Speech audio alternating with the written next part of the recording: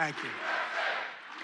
So under my leadership, economic growth is exploding to numbers unheard of. They've never had them before in recent times, and now, and we're just getting started. You know, the great, big, beautiful bill, which is no tax on tips, no tax on overtime, no tax on Social Security for our seniors. Do we have any seniors in here? Do we have any seniors in here?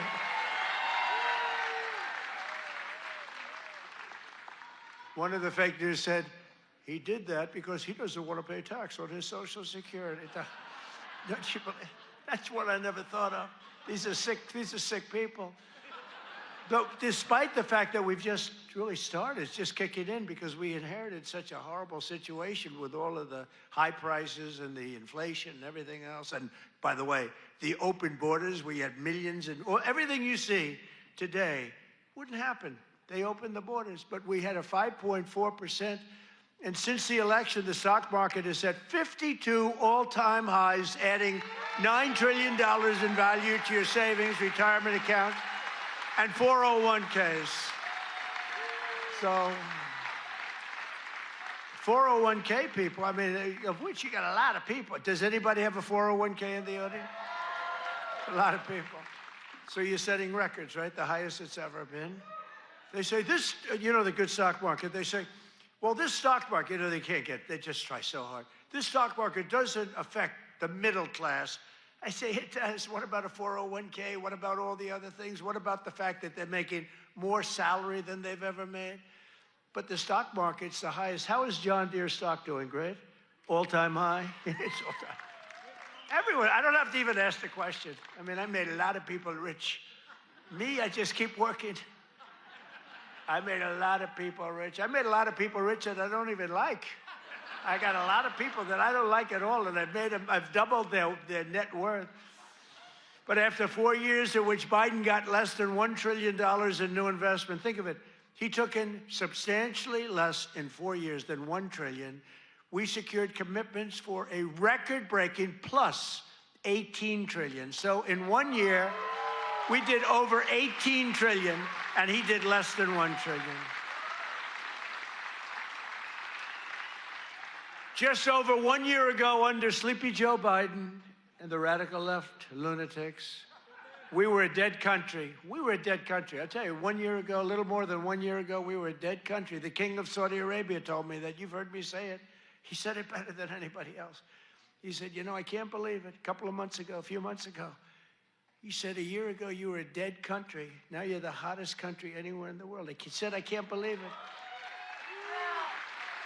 And today, I'm pleased to announce one more historic investment. The great American company that we just talked about is doing so much. I have to give it really. I buy so much equipment from so many of the people in the, you know, we have a lot of very successful companies in here, but I know it's a very special deal because John Deere is doing $70 million in factory in North Carolina. It's brand new, the best in the world. And I think it's going to pay off very, very big. And if it doesn't, I have nothing to do with it. But if it does, I'm going to take full credit. But what it is an excavator factory, as I understand it, and it's going to be the only excavator factory. In other words, excavators. We all know I love those excavators. Believe it or not, I know a lot about them. We don't make them here. This is going to be the only excavator entirely made in the United States of America. So that's good. That's good. I love it. I love it. It's great. And they'll all come. I hate to tell you, but they're all going to be coming too. You're going to have some competition, but you'll be ahead of them. If congressional Democrats had their way this year, would right now be facing the largest tax hike. So they wanted to give you, this is what I was running against, the largest tax hike in the history of our country. I wanted to give you the largest tax cut in the history of our country. And if they won, this country would be cratering right now. It would be cratering. So I've cut a record number of job-killing regulations. The reason our job numbers are so good, and remember this, I've cut hundreds of thousands of federal jobs. Now, if I didn't do that, our numbers would be even more through the roof. or I could get them. You know what they do? In order to have decent numbers, they hire 1 million people. You hire 1 million people, all of a sudden you're down to 3.5%. We don't do that. We get rid of that job where you have 10 jobs for every, you have 10 people for every job. And they are all now, and they hated me. They hated me. Now they love me. You know why? They all got jobs in the private sector, making twice as much money as they made from the federal government, sometimes much more than that. So a year ago, they hated me, and now they love me. But it includes dozens of burdensome regulations that were crushing our amazing farmers. We love our farmers. We won this thing. I think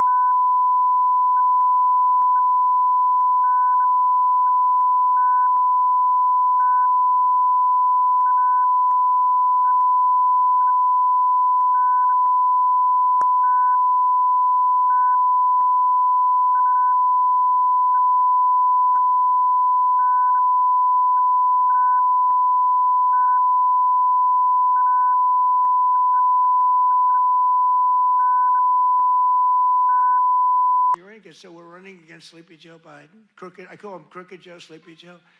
They're both accurate. And we're running against him. All of a sudden, he's way down in the polls, down by a lot. And all of a sudden, they take him out and they put a new, this is like, I told Dana White the other night, it's like taking a fighter, putting him in, he's getting the hell beat out of him, you take him out, and you put a new fighter in. I said, that's not fair, but that's what happened to me. The stuff that happened to me can only happen to me. But the Biden's EPA ridiculous water restrictions to keep federal bureaucrats off your land and out of your business, that was a big one. That was a big one. I terminated the so-called diesel exhaust fluid requirement. You know what that is? Saving family farmers more than $1 billion a year, and we're going to do a lot more. We're going to do something on tractors. You know, they never took we did it with cars. We took all that nonsense off the cars. You couldn't start your car. You'd have to go to MIT to get somebody to fix your car with all the crap they had on it in order to save a quarter of a glass of this much little tiny bit of gas. These people are crazy. And I'm going to do that, I think, for tractors, too, because we're going to get the tractors back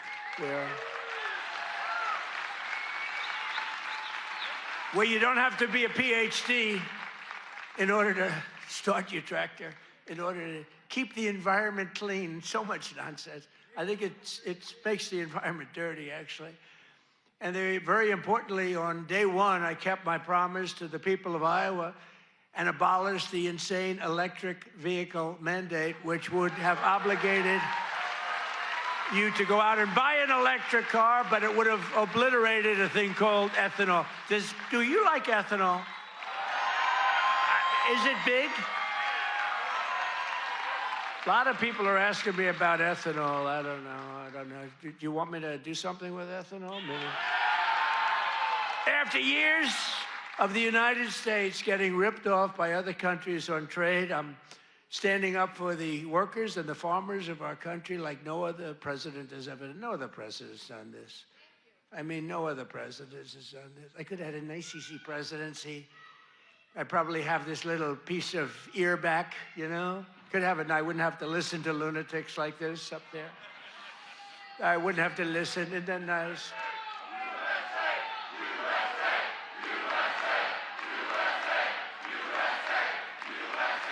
Thank you. Boy, they're good here. Do we love our law enforcement? They work very quickly.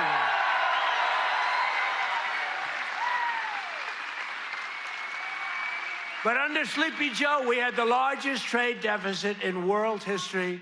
But in 1 year, I've slashed our gaping trade deficit by a staggering 77%. How about that? What about that? That's pretty good, right?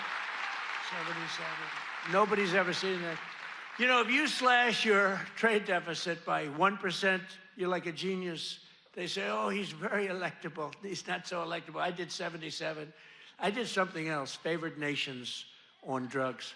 We now are paying the lowest price anywhere in the world for drugs. In other words, we're matching favored nations. It's called most favored nations. Every other president tried for it. They didn't try very hard. They didn't get anything. I got it done. I got all the nations to agree. You think that was easy? I said, if you don't agree, we're going to put tariffs on you. They said, we agree. We agree.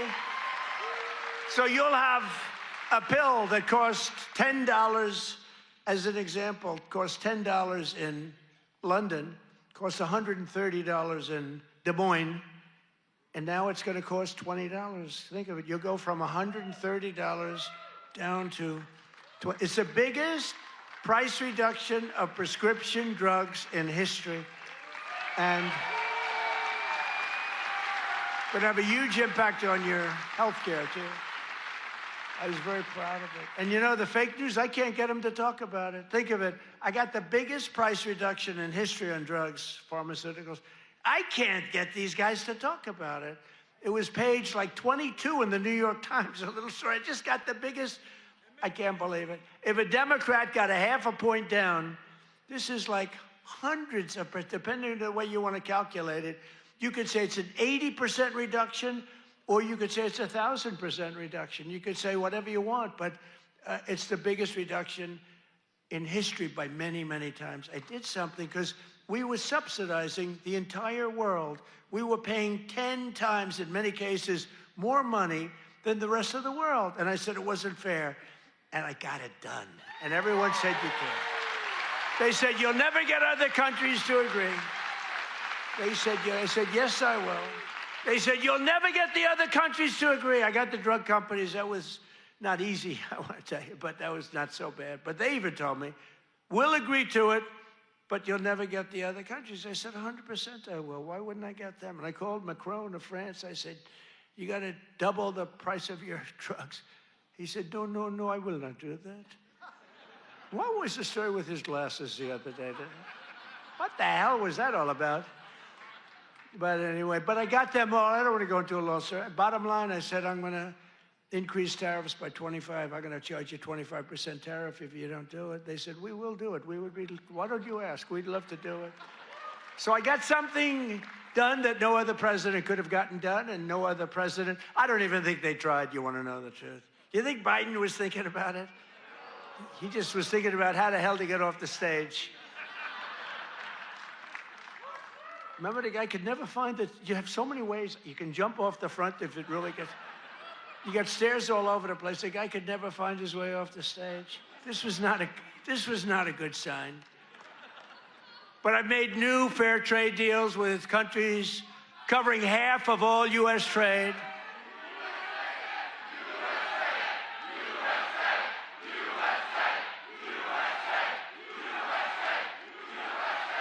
You do know they're paid agitators, right? They're paid. They get paid. You know, do you ever see their signs? You know, we used to have protests, and you'd have guys making a sign in a basement. These are all paid agitators. That's all they are. They get paid to go, and they don't even know what, when they interview them, why are you here? I don't know. They have no idea.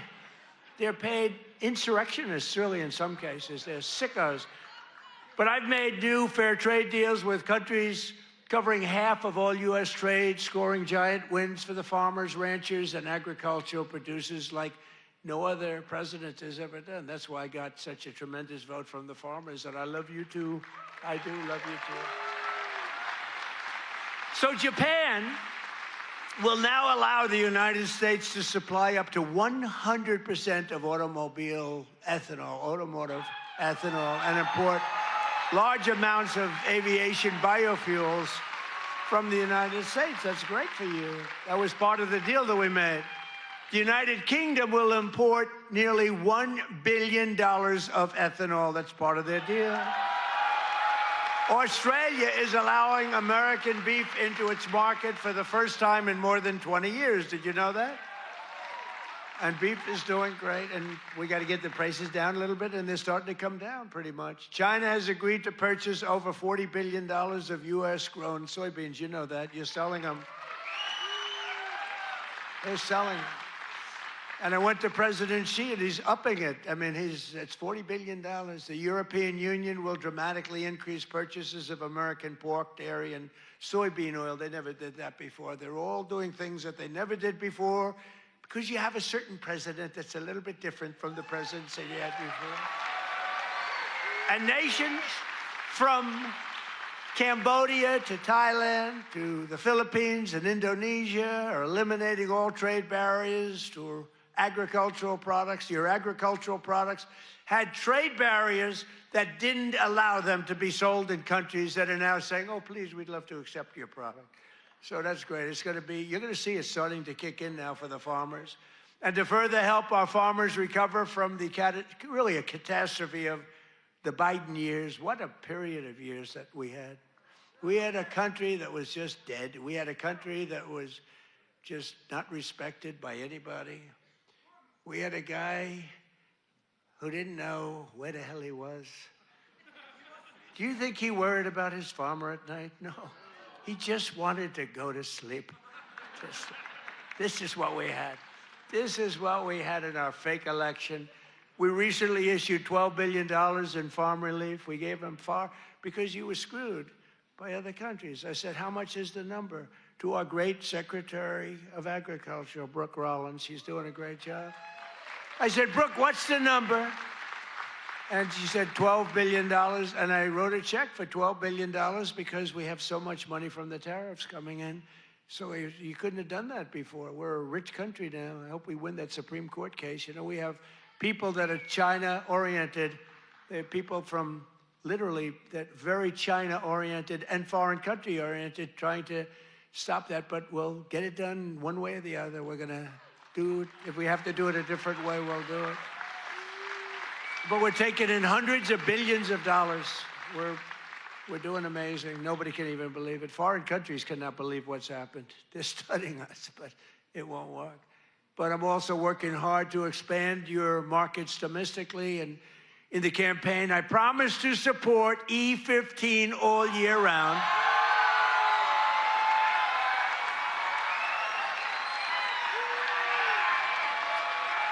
Yes, yes.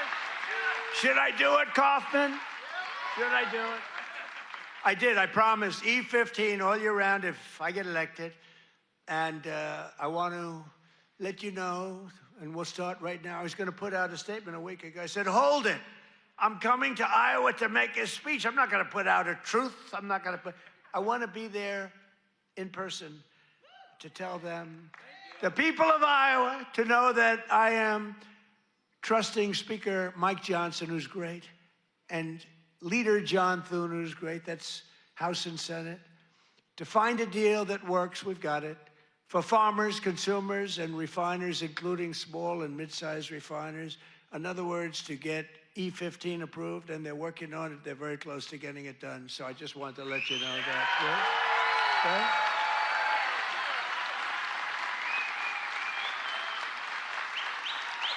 And China will be sending me a bill very shortly supporting year-round E15 to my desk very quickly, and I will sign it without delay, okay? I hope you remember us for the midterms.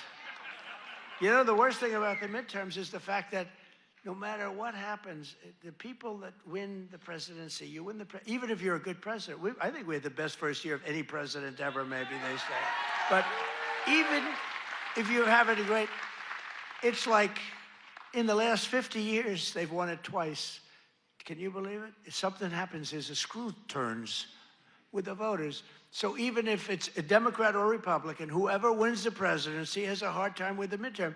If we lose the midterms, you'll lose so many of the things that we're talking about, so many of the assets that we're talking about, so many of the tax cuts that we're talking about. And it would lead to very bad things. We got to win the midterms. I mean, I'm here because I love Iowa, but I'm here because we're starting the campaign to win the midterms. We got to win the midterms. That means Senate, and it means House. Got to win them. It's crazy. You know, you think it would be like a 50-50 deal or something. It's like, for some reason, and this is Democrat too. Democrat wins the presidency. For some reason, they lose the midterms. Now, maybe they don't campaign as hard because they've I don't know, but I campaign hard. We got to win the midterms. So remember that you got to get out and you got to vote. The midterms are very important. We're gonna really work hard on winning the midterms. We have great candidates. Again, Senate and House. We have great candidates. We got to win them. And we have candidates that rule with common sense, not this craziness. You know, we're not going to be supporting transgender for all, men and women's sports, open borders. Open borders.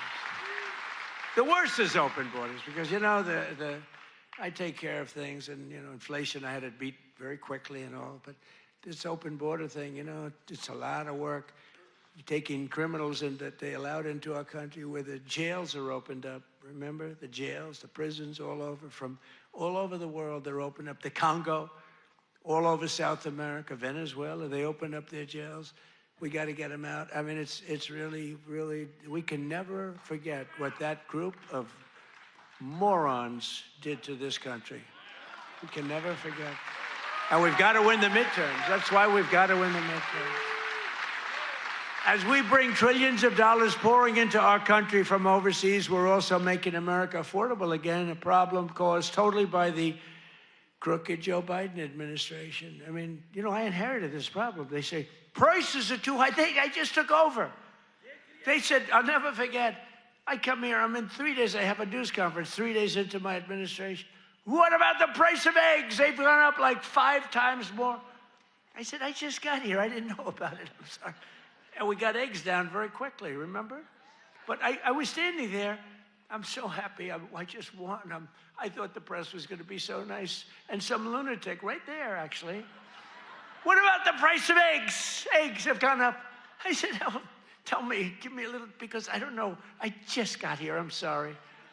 But I fixed it. Now I fixed it pretty much all, but it's going to go down even further. No, but they caused the problem. And then they came up, you know, it's a word that they came up with, affordability. Every time you hear the word, remember, they're the ones that caused the problem. And first time you heard about it was like a few months ago. This election's all about affordability. Well, they're the ones that caused the problem. But nobody knows that. You know, people forget. So they say, oh, affordability, let's vote for the Democrats. It's no, affordability. They caused a tremendous price increases. It was caused by the worst inflation we've ever had. And they come up with this word, affordability. And I saw it even, although you're not hearing it so much anymore. You know why? Because the prices are coming down so much. They don't want it to be an election based on lower prices. But we're bringing down the lower, I like that term better. It's the lower prices. We're bringing them down. But we inherited the highest prices in the history of our country, and we've rapidly brought them down. And that's what we want to do.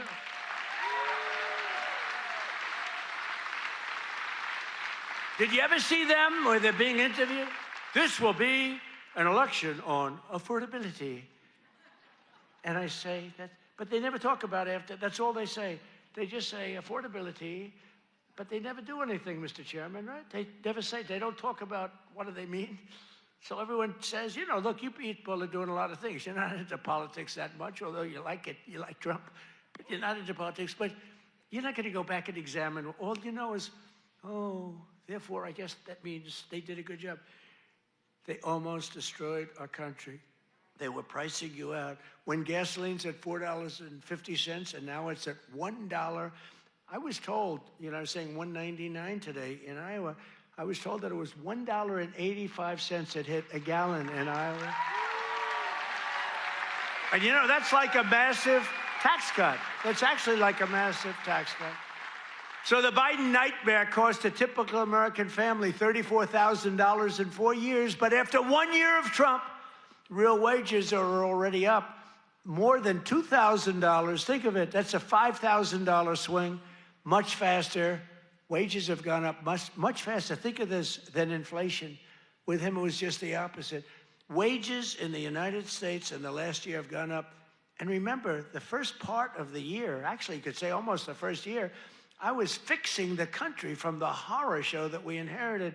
Grocery prices, airfares, hotels, car payments, and rent prices have all come down, and they've come down very fast. And thanks to our tax cuts, millions of Americans will soon receive record-setting tax refunds, an average of more than $1,000. Think of that, $1,000 compared to last year. $1,000 just in what you're going to save with some of the tax cuts. And that number goes up exponentially over the course of 4 years. So it's amazing. It's called the Great Big Beautiful Bill.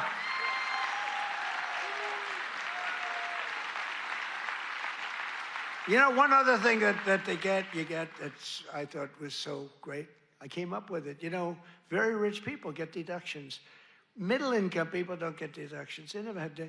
I said, why is it that when a rich person buys something, they get a deduction on interest, but when somebody that's working like hell, they don't get it if they want to buy a car? And I said, why can't somebody buying a car in America, only if it's made in America, if it's made in some other country, we have no interest. So I got it approved in the Great Big Beautiful Bill. You get a full tax deduction against your income tax. You get a full tax deduction. Think of it. If you purchase a car in America, if you borrow money, the interest that you're paying on that borrowed money is a full deduction for your tax purposes. And that's a tremendous deal. And you know what? It's also great for the car companies, because the car companies are going to be making a lot more cars that they couldn't believe it. And I got it passed. So just remember me as you take those deductions, please. The king of deductions. No, but it was always unfair the way a lot of people got treated. You take that deduction. One of those who will be seeing a big benefit thanks to our tax cuts is Erica Perltel. Where's Erica? Is she here? Erica? Where is Erica? Where is she? Oh, she's so beautiful. I'm not allowed to say that anymore. If I say a woman is beautiful, that's the end of your political career, you know? But she is beautiful. How are you? Congratulations. What a good story. She's the general manager at Whiskey River Bar in Ankeny, Iowa, which, as you know, I visited strongly a couple of times in the campaign. And Erica's been able to hire many new employees, and they're each going to be taking home thousands and thousands of dollars extra because of the no tax on tips. And she's got a lot more people wanting to work for her, too, because of that no tax on tips. That's just one of many. How's that working out, Erica? Good? You want to come up and say a few words? Come on up, Erica. You want to come on up? And while she's coming up, also with us is Judy Waldron from Davenport. Judy works part-time as a bartender, and her husband, Chris, is an electrician who works hours on overtime each week. Their family is going to save thousands of dollars on no tax on overtime and no tax on tips, which they'll use to prepare for retirement. And I want to thank you, Judy. Where's Judy? Come here. Where's Judy? Come on up, Judy. Get up here. Come on up. They're totally unprepared for this, but what the hell, right? Say a few words. Thank you. Thank you. Thank you. Thank you, President Trump. No tax on tips is huge for everyone in the service industry. Thank you very much. Thank you very much. Congratulations. Thank you.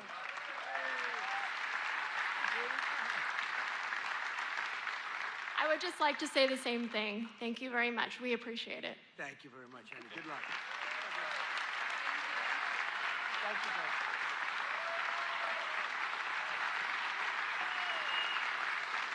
I refuse to say they're beautiful. I refuse.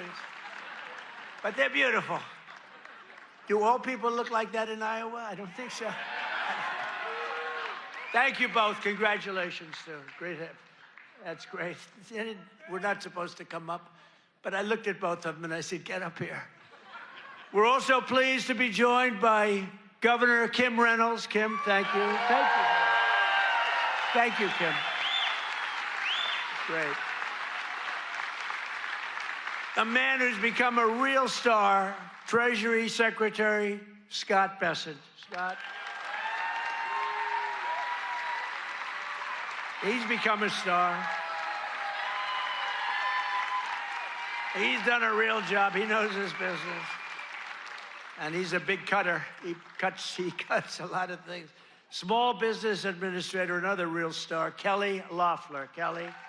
Thank you, Kelly. Thanks, Kelly. Great person. Those are great people. Also with us are Representatives Ashley Hinson. These are people running for office. We have to vote them. Randy Feenstra, Marionette Miller Meeks, and Zach Nunn. I want to thank you. Thank you. And I want to tell you that they're all great and they're all running and they should be in good shape, but you got to get out and vote. Got to get out and vote.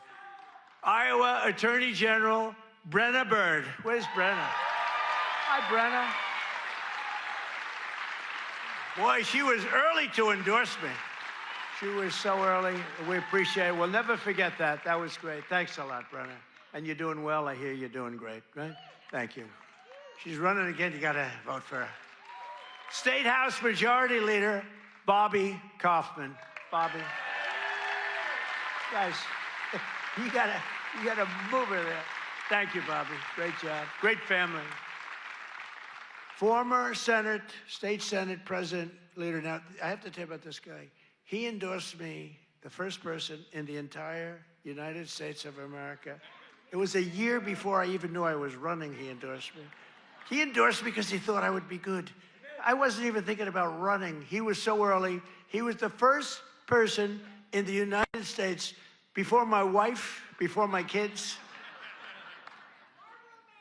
State Senate President. He's the Marlboro man. He looks like the Brad Zahn. Where's Brad?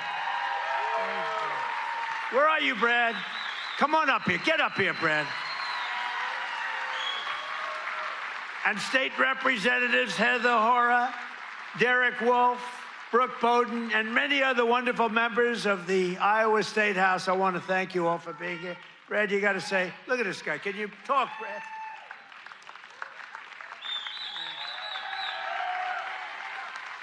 Well, it's an honor to be here. And you know, my wife is a Fox News junkie, and she loves Laura Ingraham. And I tell her, I said, enjoy every second because you are the GOAT. Promises made, promises kept. Thank you. Great job. Thank you. He's the Marlboro man, right? He could do that, do whatever he wants. He was so early. I said, who the hell is that guy in Iowa that keeps endorsing me? Thank you, Brad. We won't forget. The Trump administration has done more in 12 months than most administrations achieve in 4 years or 8 years, and we've done a lot. I've recently introduced my plan to repair the damage of the Unaffordable Care Act, the worst disaster, which now costs many families more than a mortgage. If you look, a number came out, it's a bigger cost than a mortgage, and it's bad health care. Obamacare was created to make insurance companies rich with government subsidies. I want all that money that gets paid to the insurance companies to get paid directly to the people. That's all I want. So that you can buy better health care at a lower cost. The problem is the Democrats don't want to do that because they are owned by the insurance companies. So they say, oh, we don't want to do that. I want the money to be paid to the people to go out and buy their own health care. You'll buy much better health care. You have a lot of money left over. And I'm also making it a lot easier to buy a thing called a house, the American dream. Last week, I signed an executive order to ban Wall Street and large institutional investors from buying up all the single-family homes in America. Because we don't want America to become a nation of renters, and that's what they forced happen. I mean, you have these companies, they own 5,000 houses, 20,000. One has hundreds of thousands of houses. We don't want that. We want people to be able to buy houses. At the same time, I want to keep the value of the house very high of those people who already own a house. We're not forgetting about them because they don't necessarily match those two things. You know, we get the prices down. Well, what does that do? Very important to me, more important to me, is, you know, people have become rich by owning their home. We're going to keep them nice and rich. Is that okay? You know, nobody... I'll bet you've never heard that before, right? But people own a home, and for the first time, their home, it's a certain, we're not going to bring that price down. I want to say, let them be rich. But we're strengthening Fannie Mae and Freddie Mac that you've heard about. And in the last 12 months, those institutions have supported over 22,000 Iowa families in purchasing or refinancing and saved over 3,000 Iowa families from losing their homes. We've come out and really helped a lot of people keep your home. And despite a bad Fed chairman, a guy that has we call him too late. He's too late. Jerome Too Late Powell, he's too late. He wasn't too late before the Democrats on the election, then he was too early. But he wants to keep rates as high as possible. Despite that, we've driven rates down. You know, when you're really good, you can get them down despite everything, because ultimately, it just sort of follows nature. Mortgage interest rates are now at the lowest level in 3 years, and new mortgage applications are up 30%. By the way, when we have a great Fed chairman, I think we're going to have one, I'll announce it pretty soon, you'll see rates come down a lot. And refinancings are up 100% compared to the end of the Biden term. Up 100%. We're also working tirelessly to bring back a thing called law and order. You know, there was a time.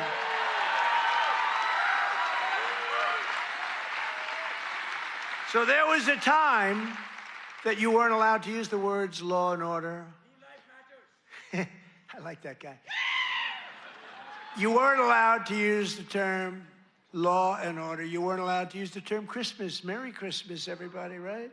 Remember that 2016? I ran on, we're going to bring back Christmas. We did. Now they're afraid to suggest it, but we brought that back. But law and order, we need law and order. And we have the lowest crime rate now in the history of our country. That's good, but we'll do even better. And as everyone is aware, we've totally and completely closed the southern border with little fanfare, but tremendous success. Where the southern border is closed, nobody's coming in.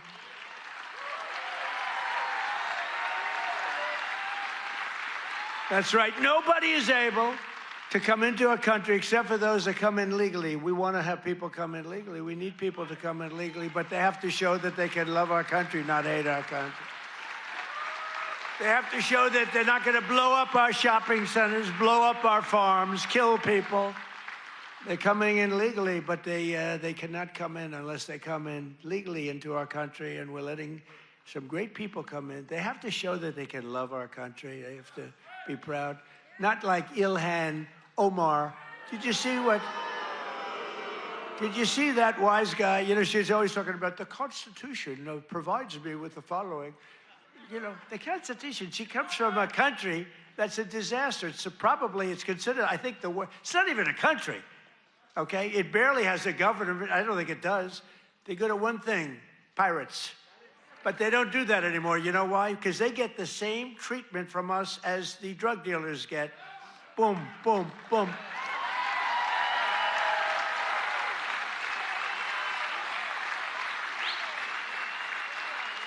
I don't care what ship they're attacking. When they attack, when we see them going in, ping, that's the end of it. It's amazing. You know, I don't know if you know, drugs coming in by water is down 97%.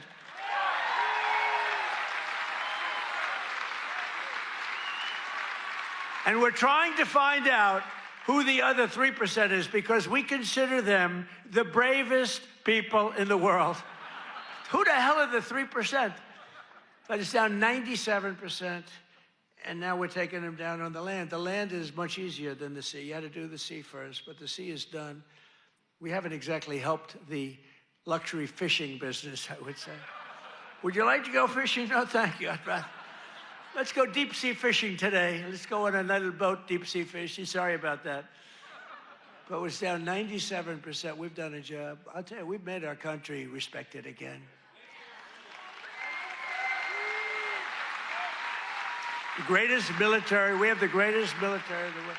You know, I rebuilt our military in our first term, and we have the greatest military in the world. So you read much about Minnesota, where, unbeknownst to the public, we have brought down crime very substantially in Minnesota. We've taken out thousands of hard criminals, hardened, vicious, horrible criminals. You don't read about things like Washington, D.C., where there is virtually no crime, and it was horrible a year and a half ago. Memphis, Tennessee, which was a real disaster, and now it's down.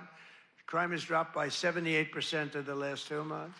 New Orleans, Louisiana. I was asked by the governor of Louisiana to help them with New Orleans. It was a disaster, and crime is down 54% in about 3 weeks. You don't read about that. And we've done all of this by taking thousands of criminals out of these states. We took over 2,000 people out of Washington, D.C. These were criminals. You know, if you remember, about 2% of the population, it's a very simple business. 2% of the population causes 90% of the crime. So when you start decimating that 2%, boom, that's why we have the, it's an amazing number when you think. It's just crime over and over and over. 2% creates 90% of the crime. Isn't that amazing? It's not that complicated, is it? In 1 year, we've achieved the largest drop in the murder rate in the history of our country. Drug overdose deaths are down by 21%, the largest drop ever recorded. We got to do better than that. And I've designated the drug cartels as foreign terrorist organizations. Big deal. And despite the strong efforts of the fake news media, we are starting to see the historic success reflected in tremendous polls. We have great polls. In last week's Rasmussen poll, we're leading among Hispanic voters. We're leading by a lot. Nobody's ever seen a Republican lead among Hispanic voters. You know, Hispanic voters don't want crime. People don't realize that. Hispanic voters want strong borders because they know what's coming in and they don't want them. They're great. They've been great. We did so great in the election with Hispanic voters. We did so great with black men. We did so great with white everything. In yesterday's RMG poll, a clear majority of Americans support our deportation policies by a margin of 10%. Now, I don't know why 10%, because I don't think it's even, I mean, wouldn't you say like 100%? Who the hell would be against? Maybe somebody that hates our country. And a recent Harvard-Harris poll found that 80% of Americans support our unprecedented operation to deport criminal aliens. In other words, 80%, that's more like it, of the people support our operation to remove really dangerous, bad people out of our country.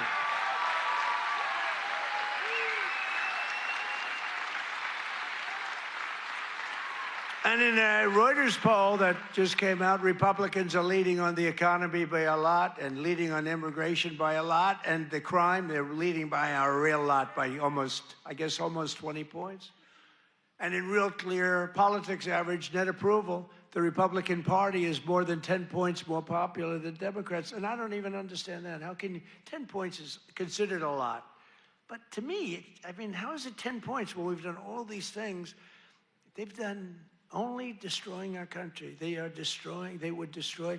I'm telling you, if Kamala won, or any of them, I think Gavin Newsom is worse because, I mean, he's destroyed California. If they win, that group, that ideology wins, you will be Venezuela on steroids. And I've said it for years. And you know what? They will destroy our country. The country would have been destroyed already. We're fully rebuilding the U.S. military with more than $1 trillion we're spending on the military. And in June, we obliterated Iran's nuclear capacity in Operation Midnight Hammer. You saw that. People have been waiting for 22 years to do that, and we were right at the end. They were about a month away from having a nuclear weapon. We had to do it. And by the way, there's another beautiful armada floating beautifully toward Iran right now. So we'll see. I hope they make a deal. I hope they make a deal. They should have made a deal the first time they'd have a country. And just weeks ago, at a spectacular operation in Venezuela, we brought the outlaw dictator Nicolas Maduro to face American justice.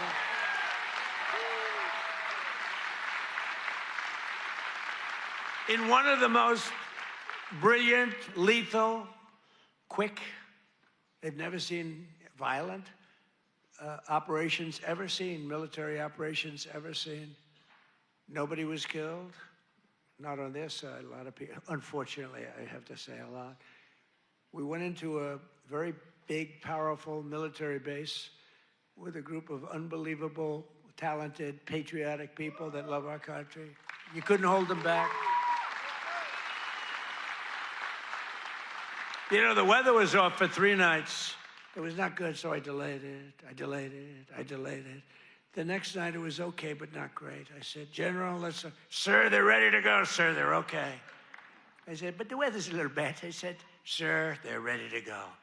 I said, God bless you, General. And boy, did they do a job. Joe Biden and his allies, in conclusion, in Congress did everything they could to destroy our country, but they failed. And today, after just 1 year since my second inauguration, you know, we have a new hat. It's called America is Back. America is back. Our border is secure. Our spirit is restored. Inflation is stopped. Incomes are up. Prices are down. Our economy is roaring. Our workers are thriving.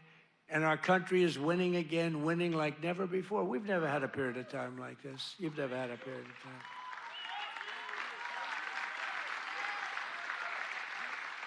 I just left a great group of people from Iowa, and half of them were crying as they talked to me. I don't think they were crying because I'm doing a bad job. You know, in theory, you cry if you do a bad. They were crying because I've done a good job. Sir, they said, sir, you've brought our country back. Crying. One woman was fantastic. She grabbed me and she put her head right there, and her tears are pouring all over my beautiful suit. I figured I'd get it. And I checked it out, and there was a lot of makeup all over. I said, what the hell am I going to do? I got to get myself in trouble. No, but she was crying, and I said, don't cry. Be happy. Be happy. With the help of the incredible people of Iowa, we're repairing 4 long years of disaster and decline, and we're beginning what will be known as the greatest years in the history of our country. I believe that, too.